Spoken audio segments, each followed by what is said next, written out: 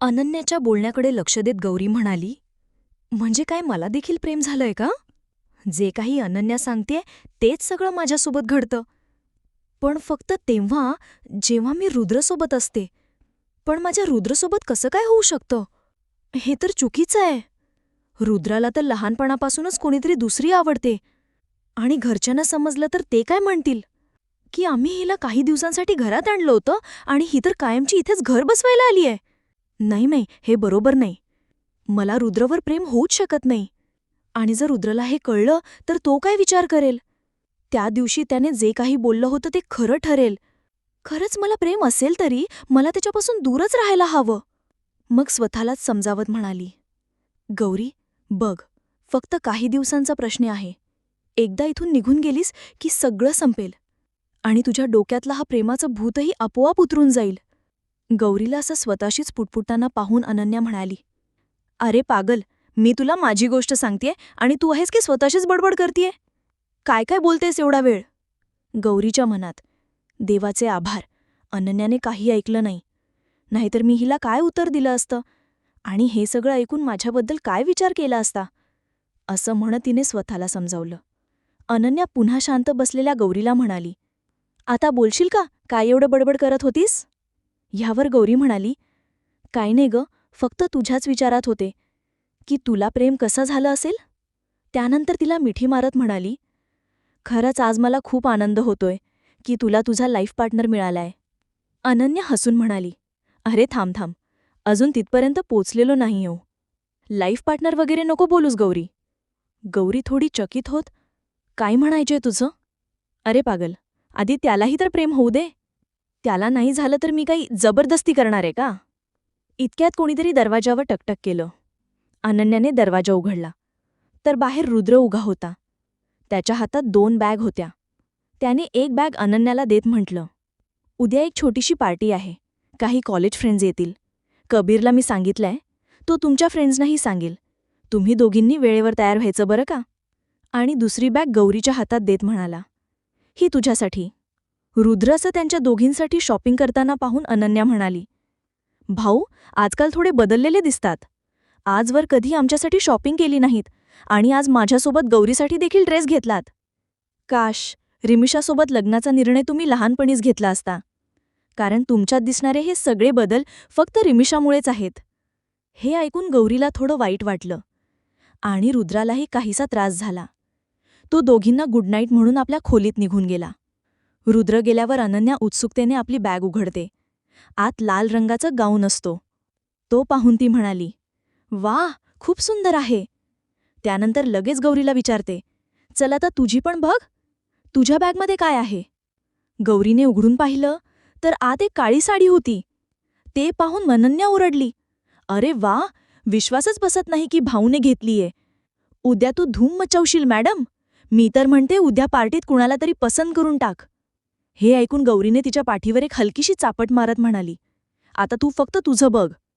दोघी गप्पा मजामस्ती करत झोपल्या. दुसऱ्या दिवशी पार्टीसाठी सगळेजण तयार होत होते. रुद्र आणि कबीर बाहेर हॉलमध्ये बसून अनन्या आणि गौरीची वाट बघत होते. अनन्या रुद्राने दिलेला लाल गाऊन घालून आली होती, तर गौरीने आज प्रथमच काळा वेस्टर्न ड्रेस घातला होता. तिला त्या ड्रेसमध्ये पाहून सगळ्यांच्या डोळ्यांचे पारणे फिटले, कारण आजवर गौरीने कधी वेस्टर्न कपडे घातले नव्हते.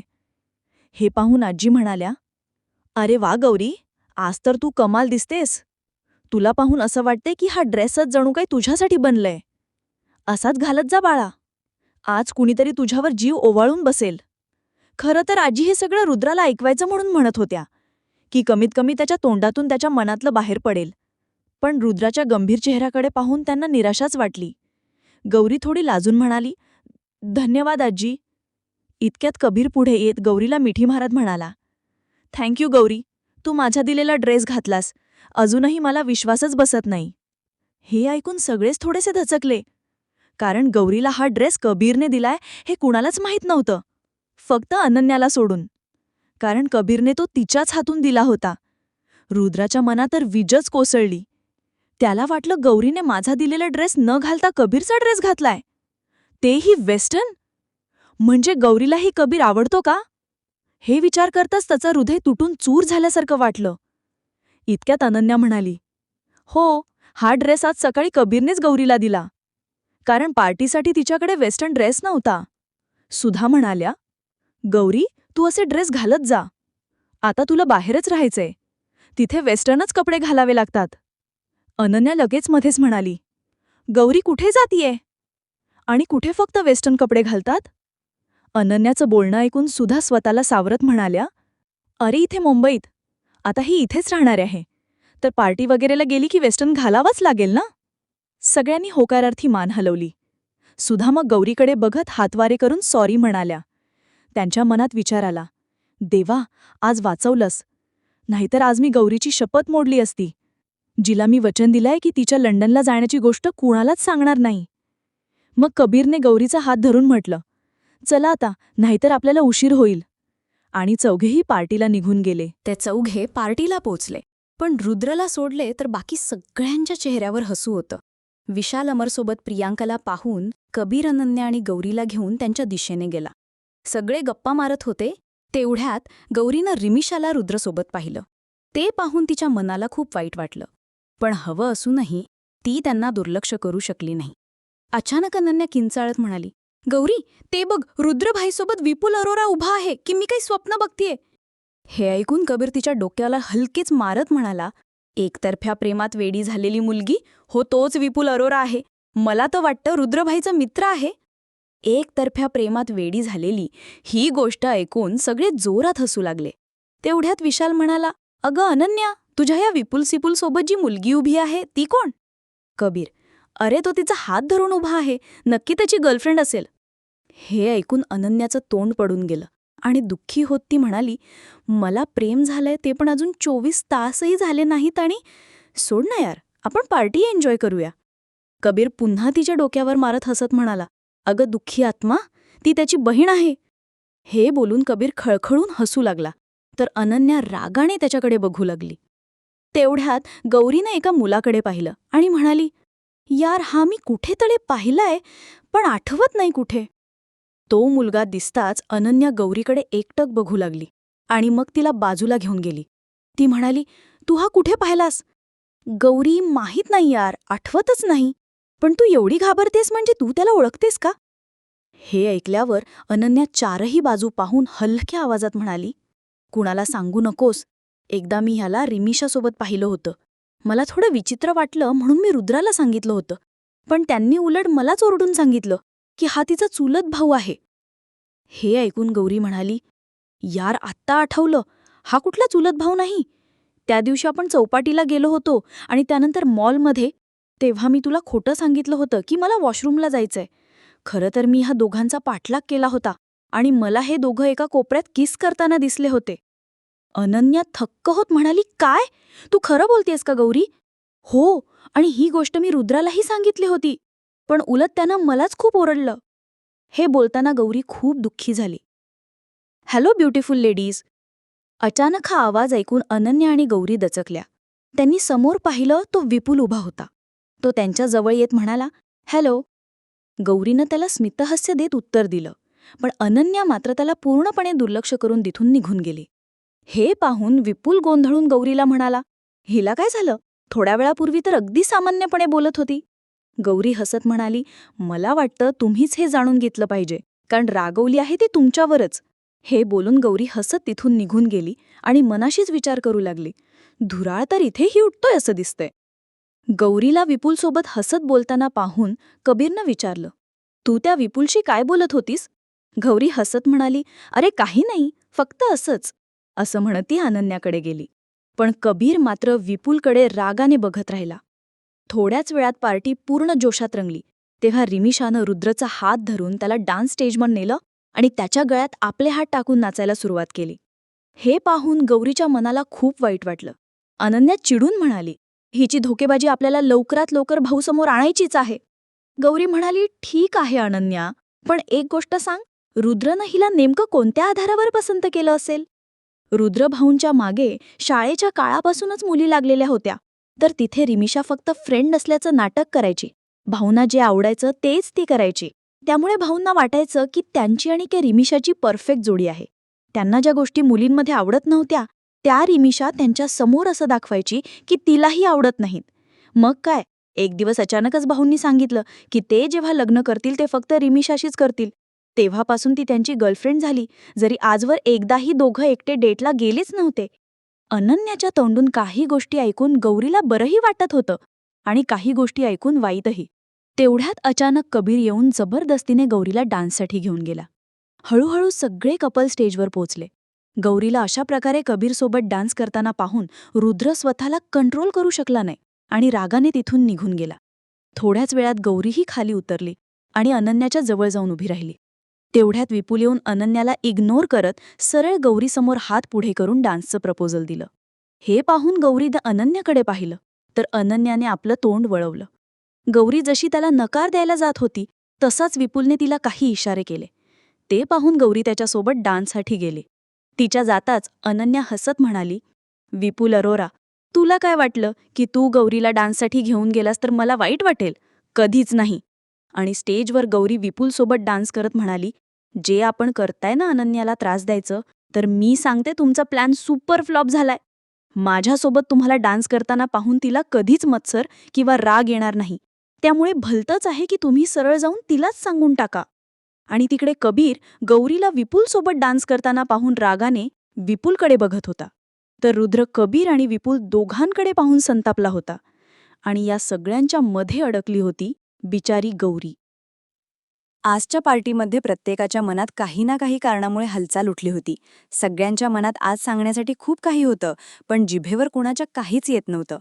आज गौरीही उदास होती, कारण तिलाही आज रुद्रसोबत रिमिशाला बघून वाईट वाटलं होतं. तर तिकडे कबीरच्या उदासीला पाहून विशाल आणि अमर म्हणाले, अरे, तिच्या लग्नाच्या मंडपात सांगणार आहेस का तिला की तू तिला आवडतोस? हे ऐकून कबीर थोडा दचकला आणि म्हणाला, अरे नाही रे भाऊ, असं काही नाहीये. विशाल, अबे वेड्या, दोस्त नाही, भाऊ आहोत आम्ही तुझे, आणि तुझ्या चेहऱ्यावरच सरळ दिसतंय की तुझ्या मनात काय चाललंय. कबीर, यार, भीती वाटते की तिने नकार दिला तर. थोडा उदास होत कबीर बोलला, तेव्हा अमरनी त्याच्या पोटात एक घुसा मारत म्हटलं, अरे, ती कधीच नाही म्हणणार, कारण तुझ्यासारखा लायक मुलगा तिला कुठे मिळणार आहे, म्हणून उशीर नको करू, लवकर सांगून टाक. हे ऐकून कबीर त्यांना गळ्यात कवटाळत म्हणाला, अरे माझ्या वाघांनो, आज तर तुम्ही माझं मन जिंकलं. अबे बस कर, आम्हाला नाही, जाऊन तिला मिठी मार. आणि आम्हाला ठाऊक आहे, एकदा ती तुला मिठी मारली की आम्हाला विसरशील तू, आता निघ इथून. असं दोघे हसत म्हणाले. कबीर, आता तर खूप लवकर सांगावं लागणार तिला, गावची गोरी miss Gauri, I am in love with you. तितक्यात बाजूलाच उभ्या रुद्रने ही गोष्ट ऐकली की कबीरलाही गौरी आवडते आणि तो तिला खूप लवकर प्रपोज करणार आहे. हे ऐकताच त्याच्या मनात अस्वस्थता निर्माण झाली आणि हातात धरलेल्या ग्लासवर त्याची पकड घट्ट झाली, ज्यामुळे तो ग्लास त्याच्याच हातात तुटला आणि रुद्र तिथून रागाने निघून गेला. थोड्याच वेळात पार्टीही संपली. सगळे आपल्या आपल्या घरी निघून गेले. कबीरही अनन्या आणि गौरीसोबत हसत बाहेर पडत होता. कधी गौरी कबीरचे केस ओढायची तर कधी कबीर तिचे, आणि थोड्याच अंतरावर रुद्र आपल्या कारसमोर उभा राहून हे सगळं बघत होता. तिघं रुद्रजवळ पोहोचले तेव्हा गौरीने त्याच्या हाताला लागलेली जखम पाहून घाबरत पटकन त्याचा हात धरला आणि म्हणाली, रुद्र, तुम्हाला ही जखम कशी झाली? यातून रक्त येतंय, बघून वाटते की खूप खोलवरची जखम आहे. हे ऐकताच रुद्रने तिच्या हातातून आपला हात सोडवत म्हटलं, तुला काय करायचंय? किती वेळा सांगितलंय मी तुला की स्वतःपुरतंच मर्यादित राहा. माझ्या बाबतीत किंवा माझ्या आयुष्यात ढवळाढवळ करण्याची काहीही गरज नाही. हे ऐकून कबीरला वाईट वाटलं, म्हणून तो म्हणाला, भाऊ, ही कसली भाषा बोलता आहात? तुम्हाला जखम झाली आहे आणि ते पाहून गौरीला काळजी वाटली तर त्यात चुकीचं काय आहे? कबीर गौरीचं असं साईड घेतोय हे पाहून रुद्राचा राग अजूनच वाढला. रागातच तो म्हणाला, तू पण या दोन मुखवट्याच्या मुलीच्या बोलण्यात आलास का? तू खूप भोळा आहेस, यापासून दूर राहा. हे ऐकून गौरीच्या डोळ्यातून अश्रू गळायला लागले. ती फक्त नजरा खाली घालून सगळं ऐकत होती. तर कबीरलाही रुद्राच्या तोंडून हे सगळं ऐकून काही कळेना, म्हणून तो म्हणाला, भाऊ, तुम्हाला काय म्हणायचंय? साफ साफ बोला. ओके फाईन, साफ ऐकायचंय ना? तर ऐक. ही लोकांना भडकवण्याचं काम करते, जसं हिने मला रिमिशाच्या विरोधात भडकवलं होतं, पण मी तिच्या जाळ्यात अडकणाऱ्यांतला नव्हतो. हिने रिमिशाला तिच्या चुलत भावासोबत जोडून सांगितलं की त्यांचं अफेअर चालू आहे. विचार कर, रिमिशाला हे ऐकून किती वाईट वाटलं असेल. रुद्र हे सगळं संतापात गौरीकडे बघत बोलत होता. भाऊ, तिने काहीही चुकीचं बोललं नव्हतं. तुम्ही कदाचित विसरताय की ही गोष्ट एक दिवस मीही तुम्हाला सांगितली होती आणि तुम्ही तेव्हाही विश्वास ठेवला नव्हतात. स्वतः विचार करा की एकाच गोष्टीवर दोन वेगवेगळे लोक खोटं कसं बोलू शकतात. जेव्हा अनन्याने हे बोललं तेव्हा ते ऐकून कबीर म्हणाला, रुद्रभाऊ, मला माहीत नाही खरं काय आहे, पण जर गौरी आणि अनन्या दोघी सांगत असतील तर मी त्यांनाच खरं मानणार आणि तुम्हालाही हीच अपेक्षा आहे की तुम्ही त्यांच्यावरच विश्वास ठेवा. कबीरचं बोलणं ऐकून रुद्र गौरीसमोर उभा राहून म्हणाला, शेवटी मान्य करून घेतलंस ना? लहान लोकं आपली लहान विचारसरणी दाखवतात असं ऐकलं होतं, पण आज डोळ्यांनीही पाहिलं. आज तर तू माझ्या स्वतःच्या भाऊ बहिणांसमोर मला चुकीचं ठरवलंस. यासाठी तर तुला आनंद व्हायला हवा. हे खोटं रडणं आता इथे गरजेचं नाही. हे सगळं ऐकून कबीरने रुद्रला थांबवत म्हटलं, भाऊ. कबीर काही बोलणार तोच रुद्र त्याला थांबवत म्हणाला, बस, आता ऐकायला किंवा बोलायला काहीही शिल्लक नाहीये. चौघांना अशा रीतीने वाद घालताना पाहून रिमिषा दूर उभी हसत होती आणि म्हणाली, गौरी, तुला काय वाटलं होतं? त्या दिवशी मॉलमध्ये मी तुला पाहिलं नाही असं तुला वाटलं का? तर ही तुझी खूप मोठी चुकीची समजूत आहे. मी त्या दिवशी तुला पाहिलंच होतं. सुरुवातीला अनन्या माझ्या मार्गात काटा करत होती, तरीसुद्धा मी तिला सहन करत होते, कारण ती रुद्रची बहीण आहे. रुद्रशी माझं लग्न झाल्यावर मी तिला सांभाळून घेतलं असतं, पण तुला, तुझा हिशोब मला आत्ताच चुकता करायचाय. आता बघ पुढे मी काय करते. इतकं बोलून ती त्या चौघांकडे आली आणि डोळ्यातून अश्रू काढत म्हणाली, रुद्र, हे सगळं काय चाललंय? प्लीज माझ्या कारणाने तू तुझ्या भाऊ बहिणांसोबत असं भांडू नको. मी तर आधीपासूनच म्हणत होते की आपण वेगळं होऊया. हे सगळं माझ्यामुळे घडतंय. हे म्हणता म्हणता ती रडू लागली. ते पाहून रुद्र म्हणाला, पाहिलंत ना तुम्ही, हिला हे ऐकून किती त्रास होत असेल. मग तो रिमिषाच्या जवळ जाऊन म्हणाला, कुणी काही बोलो, पण मला माहीत आहे सत्य काय आहे आणि इथे कोण कसं आहे. चला आपण निघूया. असं म्हणून तो रुद्र रिमिषासोबत निघून गेला. तेव्हा कबीर त्याला थांबवण्याचा प्रयत्न करत म्हणाला, भाऊ, पण रुद्रने हातानेच इशारा करून त्याला थांबवलं आणि रिमिषासोबत निघून गेला. रुद्र रागाने रिमिषाला घेऊन तिथून निघून गेला, तर मागे उभे असलेले तिघं फक्त त्याच्याकडे बघत राहिले. गौरीला काहीच कळत नव्हतं की तिची चूक नक्की कुठे झालीये. आज तिनं असं काय केलं? तिचं मन आज पुन्हा एकदा रुद्रने निर्दयपणे तुडवलं होतं, ज्याच्या मनात रुद्रसाठी फक्त आणि फक्त प्रेम होतं. त्याचवेळी अनन्या तिला मिठीत घेत म्हणाली, गौरी, स्वतःला सावर, आज भावानं खूपच चुकीचं केलंय. हे ऐकून कबीर म्हणाला, आज मलाही खूप राग येतोय भावावर. मला तर ती रिमिषा कधीच आवडली नाही, कदाचित याच कारणामुळे की ती मनानं कधीच चांगली नव्हती. काय मी तुम्हाला घरी सोडू का? हे ऐकताच तिघं मागे वळले तर समोर विपुल उभा होता. ते शांत उभे राहिलेले पाहून तो पुन्हा म्हणाला, फक्त 2 मिनिटं थांबा, मी कार घेऊन येतो. असं म्हणून तो तिथून गेला आणि कार घेऊन त्यांच्या समोर थांबला. कारमध्ये कोणीही कोणाशी बोलत नव्हतं. सगळे थोड्या वेळापूर्वी घडलेल्या घटनेबद्दल मनातल्या मनात विचार करत होते. तेव्हाच विपुल म्हणाला, सॉरी, मी तुमच्या सगळ्या गोष्टी ऐकल्या आणि तुम्ही योग्यच आहात. कदाचित तुम्हाला मी आठवत नसेन, पण मीही तुमच्याच शाळेत होतो, रुद्रचा क्लासमेट, आणि रिमिषालाही ओळखतो. पण मला आजच समजलं की रिमिषा रुद्रसोबत आहे. हे पाहून मीही थक्क झालो. तोपर्यंत त्यांचं घर आलं आणि सगळे उतरून आत गेले. विपुलही कार स्टार्ट करून निघणार इतक्यात गौरीनं त्याला थांबवत विचारलं, विपुल, तुम्ही माझी एक मदत कराल का? विपुलनं होकार दिल्यावर गौरी म्हणाली, तुम्ही रिमिषाबद्दल काही पुरावे देऊ शकाल का, जेणेकरून रुद्रसमोर तिचं खरं रूप उघड होईल? Okay, I will try.